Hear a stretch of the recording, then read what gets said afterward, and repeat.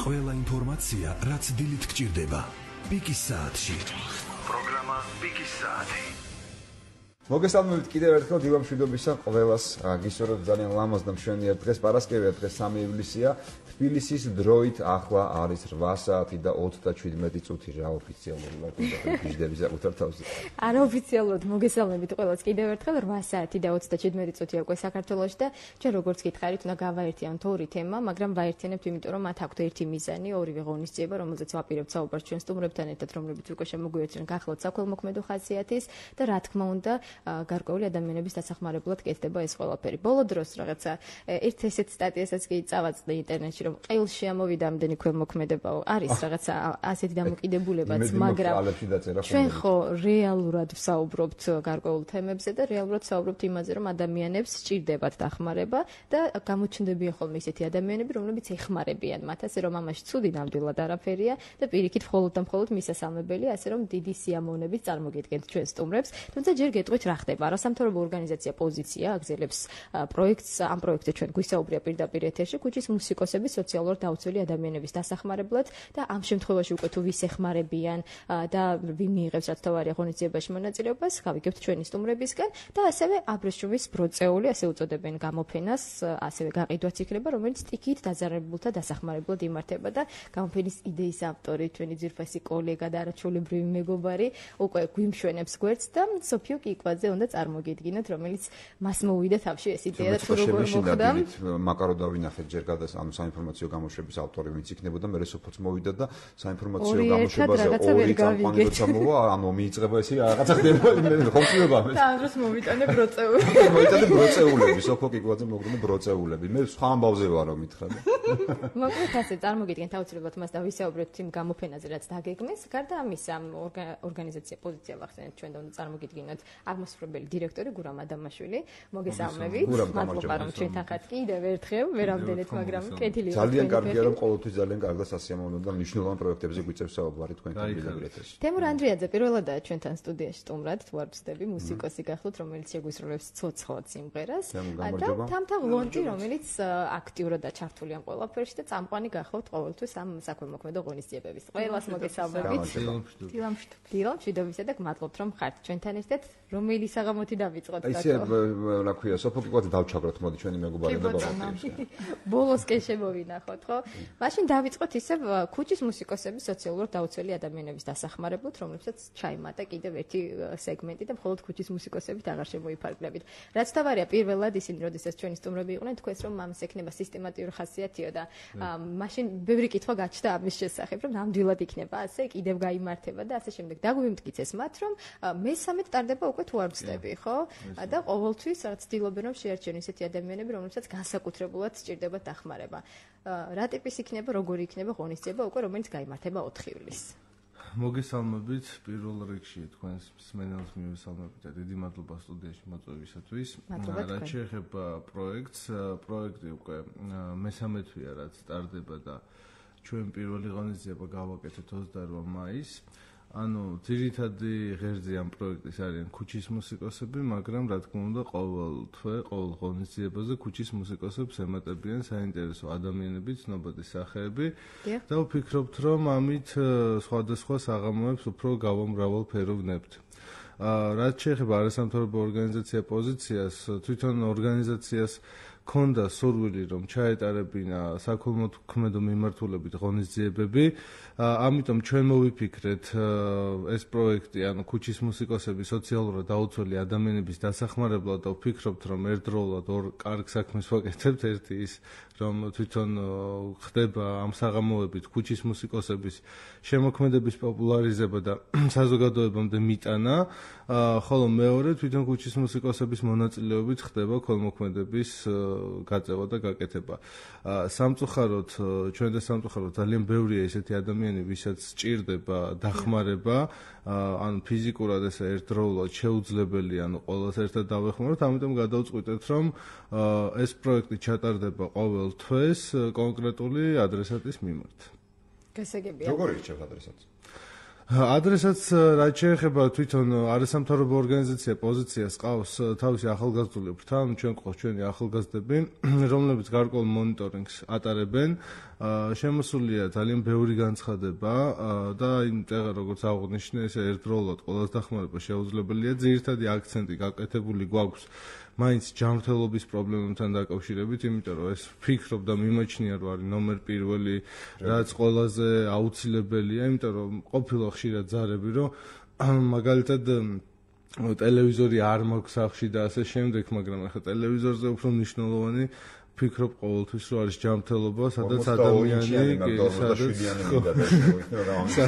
ადამიანი რაღაცა ებრძვის სიკვდილ სიცოცხლეს. ამიტომ ჩვენ მზად ვართ, რომ კატეგორიების მიხედვით, რომელიც უფრო მძიმე მდგომარეობაშია და რომელსაც ყველაზე სასწრაფოდ სჭირდება ჩვენი დახმარება, თვალსახა პრიორიტეტია. დიახ, ამ შემთხვევაში აი ამის და მიხედვით ვარჩევთ ადამიანებს. დავახსენეთ ჩვენ რომელიც ამ კონცერტების განმავლობაში წამყვანია კონცერტების თვალყურს ადენოს და მე მგონი მხოლოდ წამყვანობით არ შემოიფარგლება ხო იქ კიდევ ბევრი რაღაც არის ამის მიღმა შესაბამისად აი ეს სამი კონცერტი რო შევაჯამოთ თქვათ როგორ ჩაიარა როგორი გამოხმაურება მოყვა გამარჯობა რომ მოგვიწევთ სტუდიაში რაც შეეხება გურამის ნათქვამს მინდა უფრო დავაზუსტო რომ მხოლოდ განცხადებების საფუძველზე არ შემოიფარგლება ჩვენი რაღაც ამორჩება ყოველ შემთხვევაში იმ ადრესატებისა, ვისაც ვცდილობთ რომ დავეხმაროთ, მაგალითად კონკრეტულ შემთხვევაში ხვალინდელ საღამოზე Facebook-ზე დაგვეკავშირდა ეს ადამიანი და გთხოვა რომ ძალიან გვიჭირს იპოთეკით გვაქვს სახლი დატვირთული, 8 ოპერაცია აქვს ჩემს შვილს გაკეთებული და უკვე არაფრის იმედი არ გვაქვს, უბრალოდ ის გვინდა რომ საჭმლის ფული მაინც გქონდეს და მედიკამენტების ფული რაც სჭირდება 15 წლის მარიამ სივაკაშვილს, ამიტომ არ მინდა ჩვენს რადიოს მელს დარჩეს იმის შტაბ-შტილება, რომ თუ მათ არ აქვთ განცხადებით მომართული ოფიციალურად ორგანიზაციაში ჩვენ რაღაცნაირად იგნორს ვუკეთებთ მათ, ეს ასე არ არის. რაც შეეხება კონცერტებს, ჩვენ პირველი სტუმრობისას პროექტის პრეზენტაციაზე, როდესაც საუბრობდით, მაშინაც აღნიშნეთ, რომ იქნებოდა ეს პერმანენტული და მე მგონი ზაფხულის განმავლობაში ეს დავამტკიცეთ, იმიტომ რომ ხვალ მესამე შემაჯამებელი კონცერტი გაიმართება. ღონისძიება, ასევე მცირე ანონსის სახით გეგმავთ, თუმცა არ არის ჯერ ბოლომდე ეს ყველაფერი ორგანიზებული, რომ გავიდეთ ქალაქ გარეთ კონკრეტულად ბათუმში სეზონიდან გამომდინარე და იქაც ჩავატაროთ ერთი კონცერტი ქუჩის მუსიკოსების პროექტის ფარგლებში და შემდგომ უკვე სექტემბრიდან ისევ თბილისში დავბრუნდებით და გავაგრძელებთ.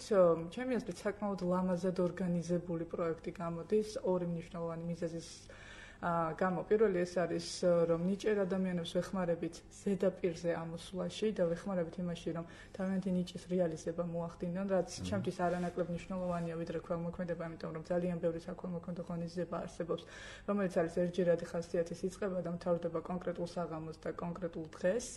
და აქვე კიდევ ერთი ძალიან მნიშვნელოვანი მიზეზი ის რომ მცირედით მაინც შეგვიძლია დავეხმაროთ კონკრეტულ გმირს, კონკრეტული საღამოსი და ეს ადამიანები იმდენად დიდ სტიმულს გრძნობენ, რომ შემდგომ უკვე აქვთ мотивация გააგრძელონ ბრძოლა არსებობისთვის და ბრძოლა სიცოცხლისთვის. რამე კონკრეტული შემთხვევა ხოლმე დაგიფიქსირებიათ, აი ზეგამთან ზედაპირზე ამოსვლასთან დაკავშირებით, აი თქვათ რაღაცა უფრო ალსამდები ამ ყველაფრის მერე ნიჭიერ ადამიანების იმას გულისხმობ შემთხვევაში. ჩვენ მუდმივად ვცდილობთ რომ სადაც მივიდოდეთ ხოლმე ორგანიზაციის წარმომადგენლები არ ვიყოთ, დაგვყავს ეს ქუჩის მუსიკოსები, აი როგორც დღეს მაგალითად თემო შემთხვევაში თემოა ჩვენი გადაცემის სტუმარი გუშინ იმედის დილაში სხვა მუსიკოსი ყავდა და ეს ყველაფერი ხელს უწყობს ამ ადამიანების ცნობადობის გაზრდას და ბუნებრივია შემოთავაზებები მერე წამოიგეგმება კიდევ სხვადასხვა რაღაცები, მაგალითად ბენდის ჩამოყალიბება, ჰიმნის დაწერა, ასე შემდგომ და შემდგომ, თუმცა ეს მომავლის გეგმებია, რომელიც არ არის ჯერ სამწუხაროდ გადაწყვეტილი ბოლომდე. თემურ ანდრიაძე ვახსენეთ და როგორც მუსიკოსი და გავიცნოთ ის, იმიტომ რომ ჩვენთან სტუდიაში სტუმრად იყვნენ ეგრეთ წოდებული ქუჩის მუსიკოსები, ვისაუბრეთ მათზე თუ როგორ მღეროდნენ, სად მღეროდნენ, ცოცხლადად შეგვისრულეს სიმღერები და ნუ იგივე შემთხვევა გვექნება ახლაც ეთერში. თემურ როგორც მუსიკოსი რომ გაგვეცნოთ, ანუ სად თუ გაქვთ მუსიკალური განათლება, სად უკრავდით, სად უკრავთ ახლა და რას ნიშნავს ზოგადად თქვენთვის ეს პროექტი? ეს პროექტი ჯერ იქიდან დავიწყებ რომ დიახ. რავი, უკრავ ძალიან ბევრ ადგილას, სადაც შეიძლება რავის ამონოს ადამიანმა თავისი მუსიკის, თავისი ხალხის ნახვით და ასე შემდეგ და ამ პროექტის გადასასვლელებში? კი. მეგობრებთან ერთად და ძალიან სასიამოვნო არის და ძალიან კარგი არის იმისათვის რომ მუსიკას არ მოშორდე ჩემის აზრით. და მაინც რომელში? რომელი ლოკაცია დარჩეული? რომელ გადასასვლელში გიხილოთ ხოლმე თუ მაინც და მაინც გამოვივლით? მე მგონი ფილარმონიასთან. ფილარმონიასთან. აი დიდი სექტორი ქალაქებით არის, დიდი ქვევით, ხო? პატარა ქალაქებით. პატარა ქალაქებით არის.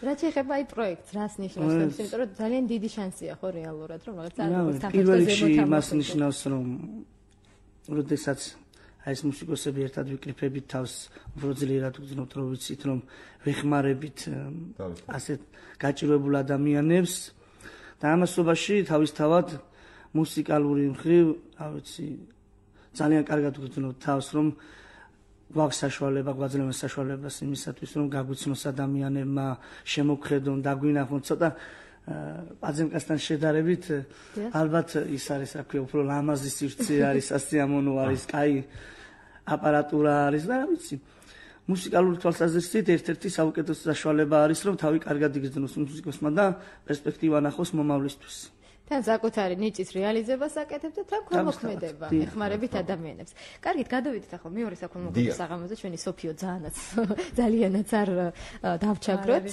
ბროწეულები, ესე იგი აბრეშუმის ბროწეულები ასე უწოდეს, გამოფენა გაყიდვა იქნება. მოდი სოფო, თავად როგორ აღმოჩნდი ამ ყველაფერს ჯერეს გითხარი და შემდეგ გამოფენაზე. პირველ რიგში მარტო ის რომ თქვა საინფორმაციო გამოშვების წამყვანი ვარ და ინფორმაციას გადავცემდი იმ დღეებში და ზუსტად იმ მომენტში, როცა ესეთი სტიქიური უბედურება მოხდა ჩვენს ქალაქში, ეს არ კმაროდა, ხო თქვა ეს რომ მე რაღაც დახმარება გაგვეწია მათთვის და რით შემეძლო დახმარება გამეწია და ფიქრობდი და იდეა შეიძლებოდა რომ მომსვლოდა თავში ესე რომ თქვა მეტი იმ წუთში არაფერი და მე თვითონ დამჭირდა დახმარება ადამიანების ჩემო მეგობარმა ანა ლაზარაშვილმა გამაცნო მხატვრები რომლებიც თანახმა იყვნენ და მზად იყვნენ რომ 13 ივნისისთვის დახმარება გაეწიათ ასე ვთქვათ აი ამ დღისთვის ამ დღეს დაზარალებული ყველა ადამიანისთვის ვისაც კი შეიძლება რომ ჩვენი დახმარება დაჭირდეს ასე ვთქვათ ამ დროს და ამიტომ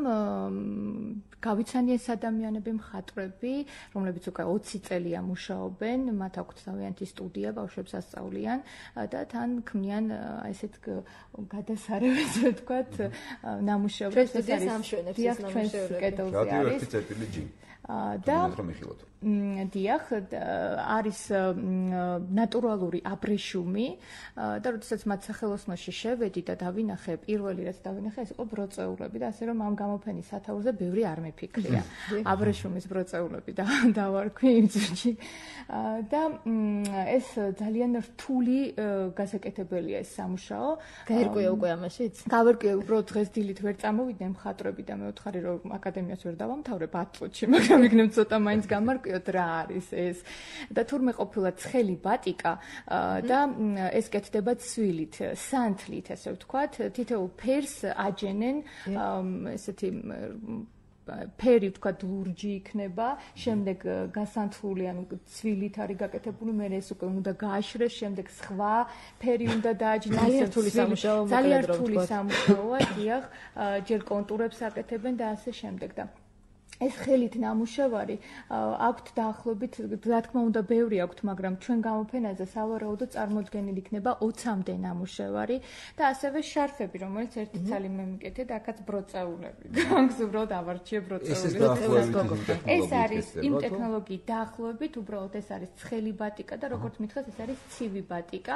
ძალიან დიდი განსხვავებას მე თვითონ ტექნოლოგიაში ახლა ვერ აგიხსნით, მაგრამ რა თქმა უნდა, განსხვავებული იქნება. ესე ცხელით არის გაკეთებული ეს შარფები და მათ მითხრეს რომ წაიღეს შარფებიც იქნებ მოეწონოთ, გაიყიდოს და მე დავეხმაროთ 13 ივნისის დაზარალებულ მოსახლეობას და ჩვენ უბრალოდ გვექნება კიდევ ორი ესე ვთქვათ საქველმოქმედო ყუთი, სადაც ვისაც არ ექნება საშუალება იმისი რომ შეიძინოს ეს ნამუშევრები, რომ იქნებ შემოწერილობის სახით, რაც აქვთ საშუალება რომ ეს ყუთები გამოვიყენოთ იმისთვის რომ დავეხმაროთ ასევე მათ.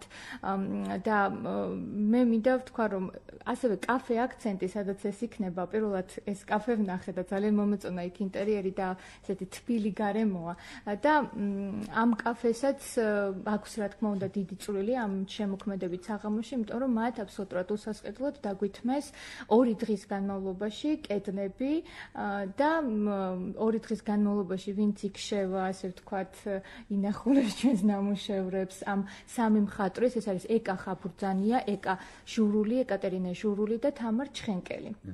სამი მხატვარი, ისინიც იქ იქნებიან, აუხსნიან როგორ იმუშავეს ამ ნამუშევრებს, როგორ გააკეთეს ეს ბატიკა და ასე ვთქვათ, ეს იქნება არა მარტო უცებ მოხვედით, ვთქვათ, ნახეთ, არამედ ეს იქნება რაღაც დისკუსიური საღამოც, ისაუბრებენ ხელოვნებაზე და მე თუ მოეწონებათ, ასე ვთქვათ, შეიძენენ. აბსოლუტურად მთლიანად მთელი თანხა გადაირიცხება. რადგან საქველმოქმედო შეგვიძლია ალბათ ხაზი გაუსვათ ამაზე. აი დაახლოებით რა თანხიდან იწყება ნამუშევრები და რა თანხას მე. თანხა, იცით რა, ძალიან ძვირად ღირებულია ეს ნამუშევარი თვითონ. ძალიან გასაკეთებელია, მართლა არ მithქვავს ტყუილად. შარფები ხომ მაინც იქნება ისეთი. შარფები ხელმისაწვდომი იქნება დაახლოებით 20 ლარი ეღირება ერთი შარფი. მე მგონი არ არის ეს ისეთი თანხა ხელით გაკეთებული შარფებისთვის, რომ ვისაც საშუალება აქვს შეიძინოს, თან არის ძალიან ლამაზი. რაც შეეხება ცივი ტექნოლოგიით.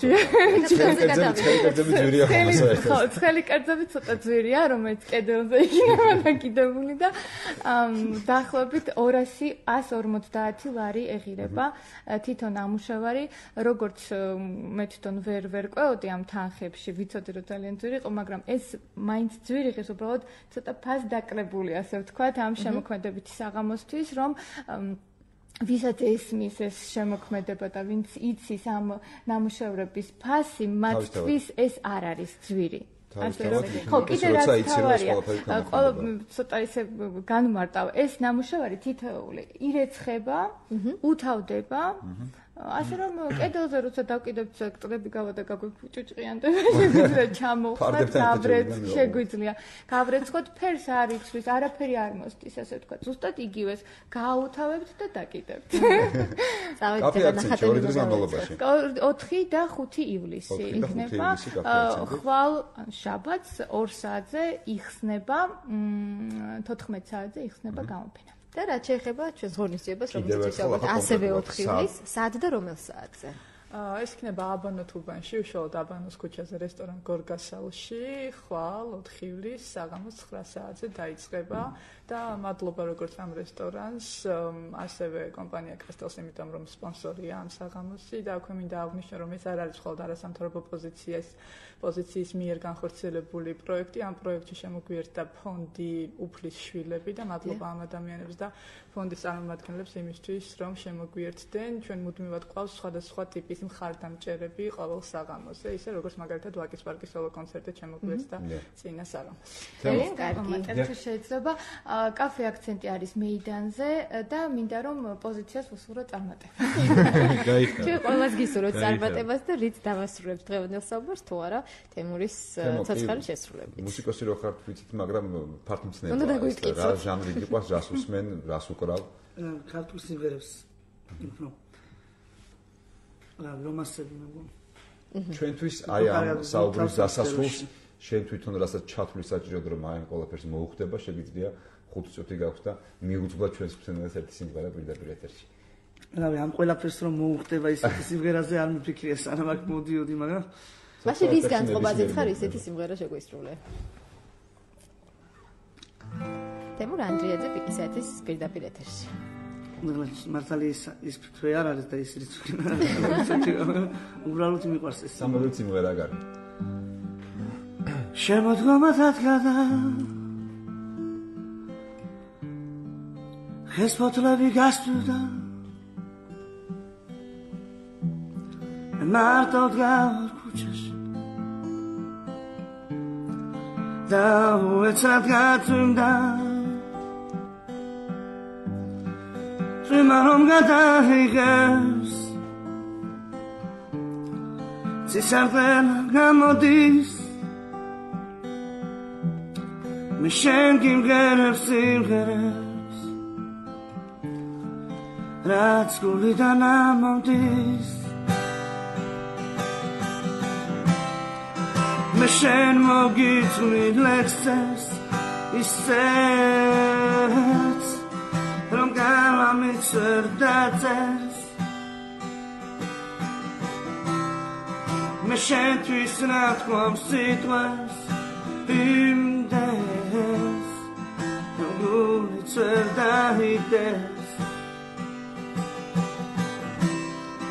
მე დაგიხარდა ნახაც ისეც რომ ფუნჯიც ვერ დახატავს ისეც გაბრუფერეს იმდეს ძაც რომ ვერ დაიდეს თვარემ გამინათახსა შესახთან რომ ამოდის მე შენთვის რაღაცის თმა მინდოდა არაფერი გამოდის შენი სევდიანი სახე თავიდან ვერ ამოდის შენ რომ მოწყენილი ხარ თვალზე წრიული მეც მომდის მე შენ მოგიწვნილ ლექსებს ისეც რომ ნამიც ვერ დაწევს მე შენთვის ნათქვამს სიტყვებს იმდენს რომ გულიც ვერ დაიტევს მე დაგიხადავ ნახატს ისეც რომ გუნჯიც ვერ დახატავს ისეც გაბრუფერებს იმდენს ძაც რომ ვერ დაიტევს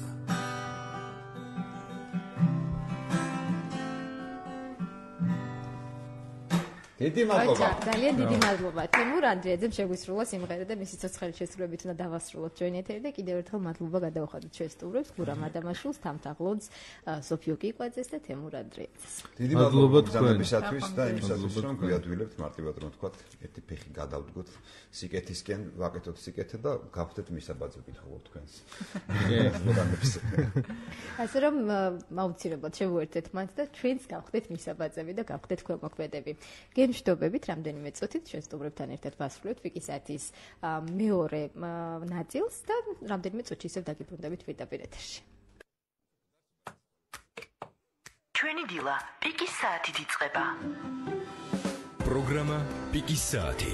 საზოგადოებრივი რადიოს შემეცნებით გასართობი გადაცემა 8:30-დან 10 საათამდე. FM 102.4-ზე.